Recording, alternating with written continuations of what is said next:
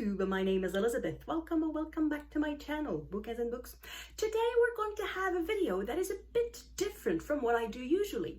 As you probably know, I'm hosting an event which is called Framed in September, where we are inviting you to read books about art. I say we, I have several co-hosts. They are listed in the description box below, and I invite you to watch their channels. And one of the prompts is to experience art. The main prompt is just to read a book about art, but a second prompt is to experience works of art. And I am quite lucky that I live in a city that has a lot of public art. I live in Ottawa, the capital of Canada, and as a capital city, it has an important aspect that is representation. So we have ambassadors coming from other countries, but the capital is also in a way representing the country to people from abroad. So for that reason, we have a lot of works of art. So I decided to take you on a little tour. Now, I had to select where I would take you because there's really a lot of it. And I decided that we would take a little walk from the library, the main branch of the Ottawa Public Library, which is on the corner of Laurier and the Caf, and that we would walk all the way to the the National Gallery of Art, Canada's National Gallery of Art, which is on Sussex Street on the corner of St. Patrick. And if we take a straight line, that's about 1 mile. It's 1.6 kilometers. That's a 20-minute walk. We're going to do a little bit of a detour. We're going to go a little bit east so that I have nice things to show you. I made a choice. I am not showing you every work of art that we can see in that 20-minute walk. With the detours, it's perhaps 25 minutes. It's really not a big detour that I'm suggesting to you.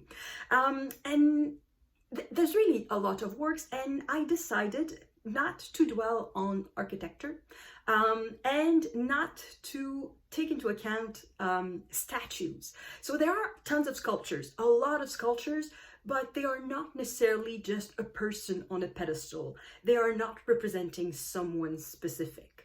They are representing something, they are abstract, they are works of art. So that's what I decided to show you. So without further ado, let's start into the vlog part. The main branch was opened in 1973. You can see it is of brutalist architecture. The architect was George Bremy. And on the inside, it remains faithful to its brutalist tradition. There are plenty of spaces for the readers, and there are tons and tons of books. But also there are works of art within the library. For example, this stained window that is a carryover from the previous building, and these mosaics by Victor Tulgesi of Ottawa. As we continue our walk north on Metcalfe Street, we come upon this little garden, which looks just like flowers until we notice this indigenous person who seems to be hunting something. But what? And then we keep looking, and behind the bushes we see a deer that's being hunted. And it's a type of art we see everywhere in downtown Ottawa. Now on Spark Street, we see this 12-foot-tall statue of a bear by Bruce Garner. It dates from 1980 and it is called Territorial Prerogative. And also on Spark Street, and also by Bruce Garner, is this work called Joy, and it depicts a family celebrating a moment of intense joy. This one is from 1970. Now this work is much more recent. It is Lord Stanley's gift, and of course it is a homage to the Stanley Cup. Now, if we cross Elgin Street, we see the Response, the National War Memorial, which was built between 1926 and 1932. The figures at the top represent peace and freedom. Further east, we can see a collection of photographs, and this one celebrates the 100 years of the Air Force. So we see pictures of the Air Force in action and the service they provide to Canadians.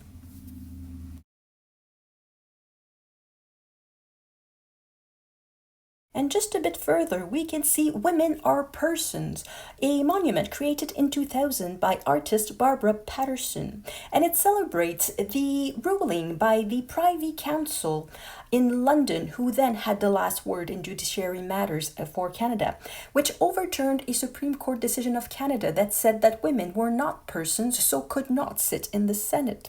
So it's one of the cases where I'm very happy that Canada did not have the last word in its politics and that it went all the way to London.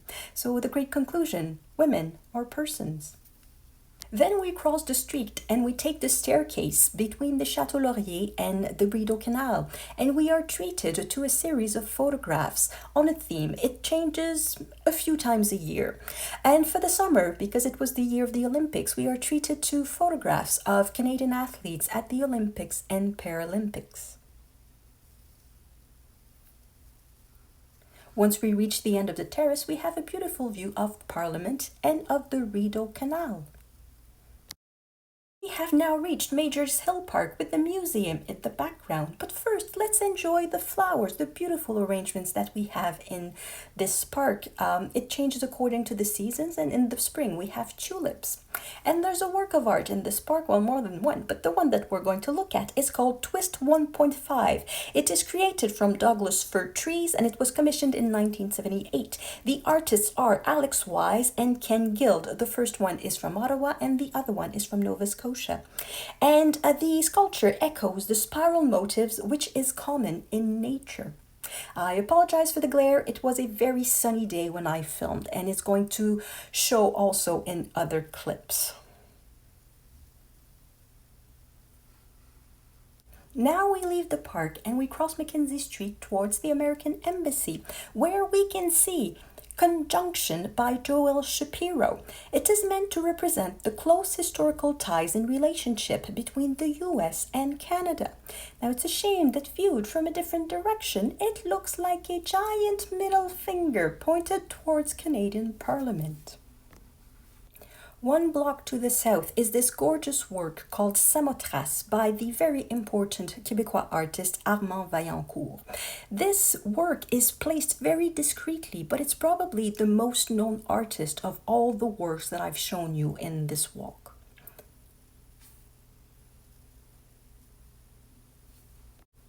And now I'm going to take you into a series of courtyards. In the first one, we can see Dancing Bear. It is a super cute bronze sculpture by Inuit artist Pauta Sela, and it dates from 1999.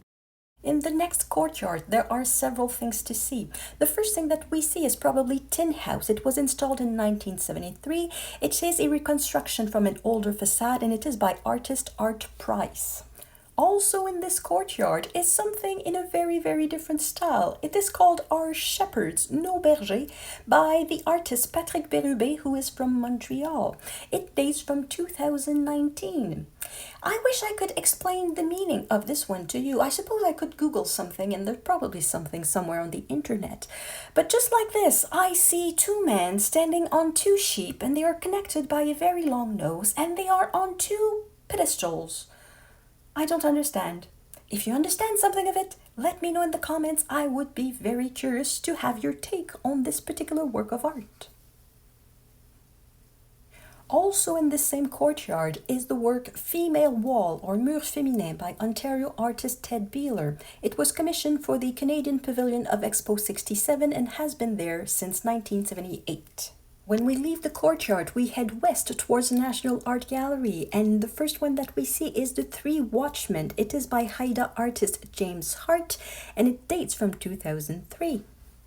And we just need to cross the street to finally get to the National Art Gallery, where we are greeted by Maman, a giant sculpture by Louise Bourgeois that dates from 1999. So we can see the Ottawa Cathedral in the back, and the entrance to the National Art Gallery of Canada. And that concludes our little tour of the works of art that you can see between the Ottawa Public Library and the National Gallery of Art. I hope you enjoyed this tour, and I hope you're going to join us for Framed in September. Thank you everyone for watching, and I will see you in the next video. À la prochaine!